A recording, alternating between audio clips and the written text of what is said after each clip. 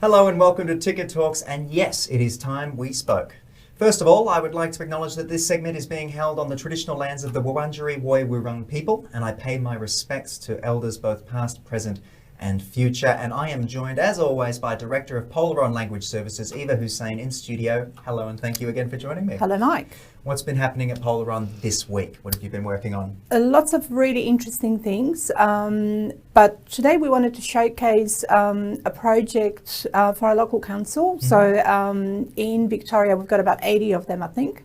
And communicating with the local audiences or residents is really, really important. And we look at things like what languages we should translate into, what way we should translate things into.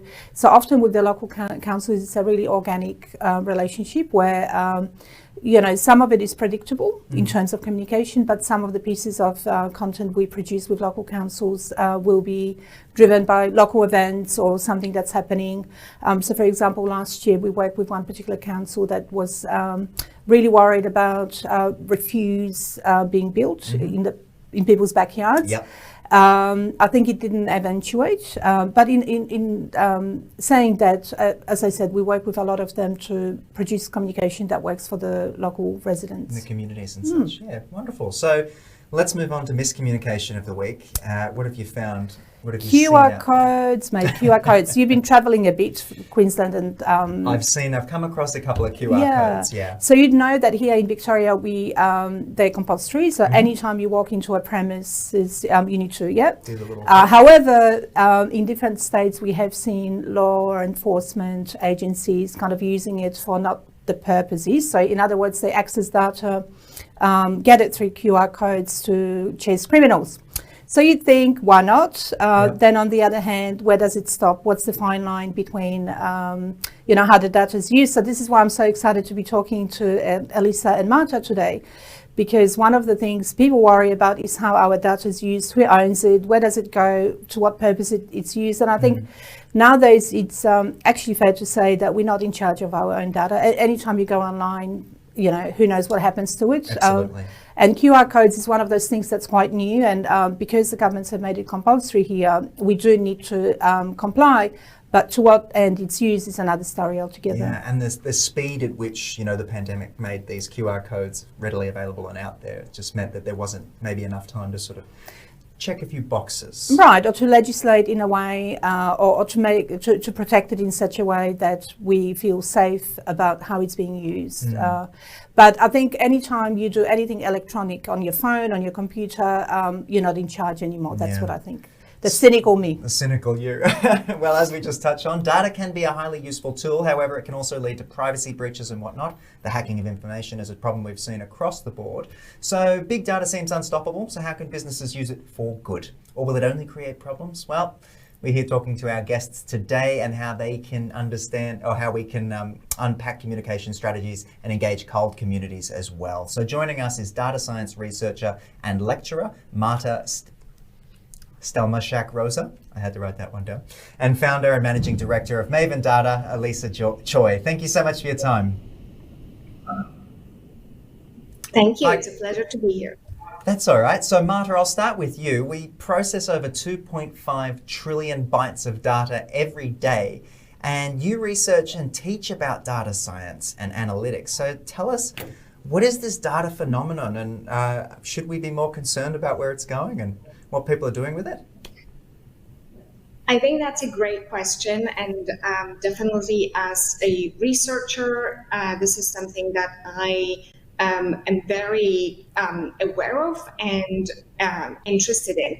And I think that I would like to start by saying that data as such is not new. We've been collecting it and using it probably for centuries, right? And we can think about some more traditional forms of data like census data or some other statistics-based data that were usually collected by professionals and used by mostly institutions to analyze and derive some kind of knowledge about what we do.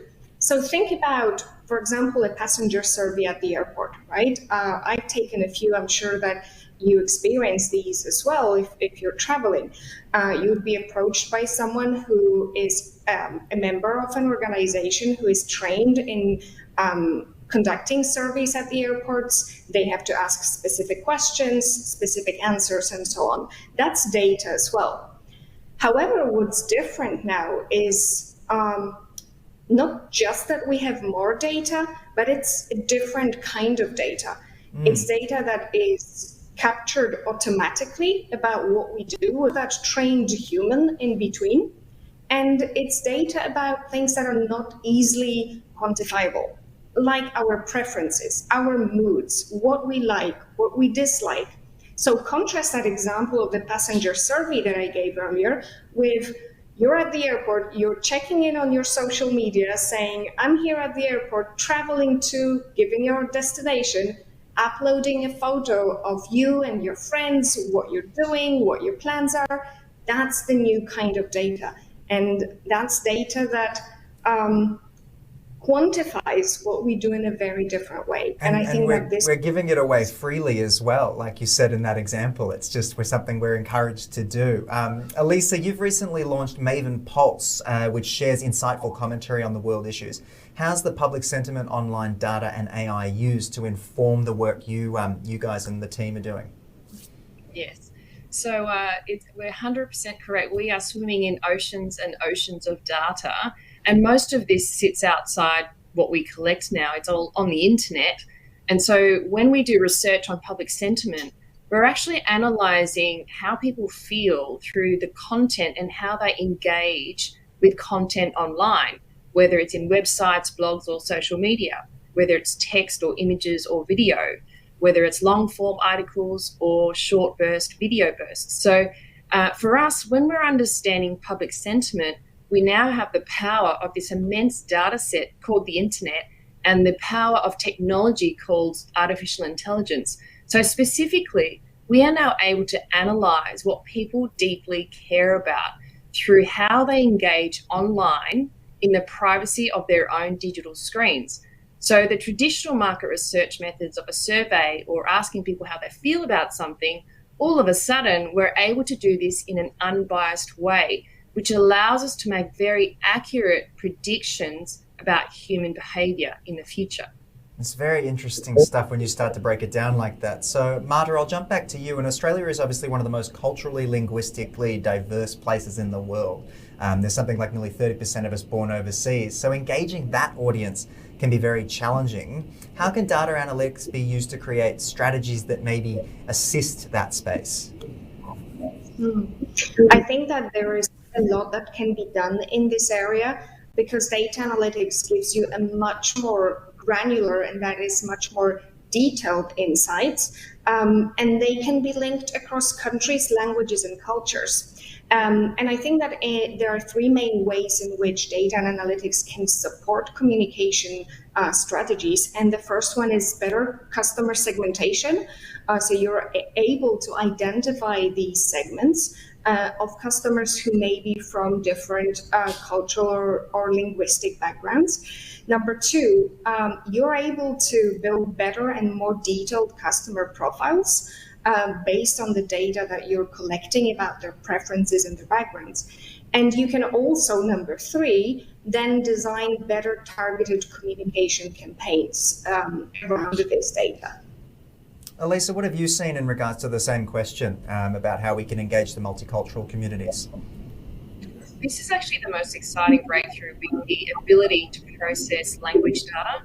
So we are now able to look at internet data, but in different languages. So all of a sudden, we're not going to be just looking at the English worldview of any public sentiment, like the vaccine, right? So in Australia, we're able to now do research on public sentiment for the major core communities. So be it Chinese Mandarin or Arabic or Spanish or Hindi, you know, in Australia, we consume information globally. So if you're sitting in a community which doesn't speak English as a first language, you'll be also engaging with content in your local language. We are now able to understand sentiment of these communities. And I think that's amazing for Australia. Yeah, it's very exciting. Marta, I'll go back to you. What can go wrong when organisations aren't basing their communication plans on evidence-based strategy and data, and they're just jumping right in with what they think will work? I think that it's very important that data is always used together with human judgment. And that goes both ways. So whenever we want to rely on data and analytics, we do need our human insights into how we use it, but it also works the other way around. So judgment needs to be based in and supported in data. Because otherwise, especially in the context of cultural and linguistic diversity, if we don't make decisions that are really rooted in data, we can open up our decisions and our actions to quite a lot of bias and simply misunderstanding of the communities that we're working with and that we're trying to target. So it's that can then, of course, have a knock-on effect on how we communicate and how we reach and how we're perceived by these communities. So it's one thing to sort of look at the exciting parts of what the internet and this data can do, but data leaks, security breaches and hacking scandals are in the news daily. Here at Ticker, we're covering a lot of them. I'm wondering, and this is a question to either of you, should we be scared of this data and the way it's being tracked? Elisa, if you want to start, and then Marta, you can jump in as well. Well, I've always had a very similar view to Marta in the sense that we've been surrounded by data forever.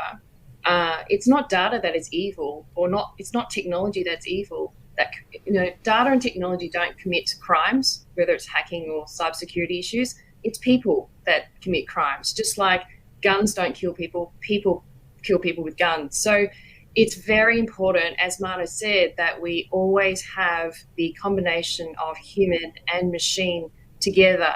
I think together they amplify what we can do, but on our own, we can't. So that's my view. I don't think we need to be scared of data. We just need to make sure that we keep common sense close watch with human interaction and human judgment, because at the end of the day, it's a world of humans that we're working with, not a world of machines. And Marta, over to you just on that security sort of fear. To this, I would add that I have been researching data and data science and analytics for a number of years, and I still have my phone and I still go online. So I think that I've not seen anything there that scared me enough to go totally off the grid. So I don't think that we need to be scared. I think it's important that we're data aware. And by data aware, I mean conscious of what data is being collected about us, by whom, and to what ends. And from that consciousness and that awareness, we're in a much better place to control and to take decisions about how this data about us is used. And that removes a lot of the fear and puts us more firmly in charge of the data. Fantastic. Marta, Stelmaszak, Rosa and Elisa Choy, thank you so much for joining. I'm going to work on my Polish names. Thank you so much for your time today. Thank you so much. Thanks, guys. All right. Eva, let's just talk briefly, very quickly about what we discussed today on the program and what we've unpacked. It sounds like data is a friend, not a foe. What's potentially a foe is how it's used and how we may not understand to what end it's being used. I think ethical considerations and also how I guess our governments and also big corporations manage the data that we put in is something that we need to think about. And I think there are lots of initiatives and education about how that can be managed. And many of the organizations that I use, let's say Facebook, now do have, kind of put in charge. Like, I'm still a bit cynical, don't get me wrong. Yeah. However, I think we are more conscious and we understand more about what can happen. So I think when it comes to communication with multicultural audiences, there's a lot to be done because, as both of our guest speakers have succinctly said, to be able to reach them well makes for good outcomes for those communities. Yeah, no, that was very great to have those two on there and very well put by you. Guys, of course, if you have any questions about how to reach your multicultural audiences, get in touch with the team at Polaron. Contact details are on the screen. I'm Mike Loader. That's been Ticket Talks for this week, and I look forward to seeing you next time.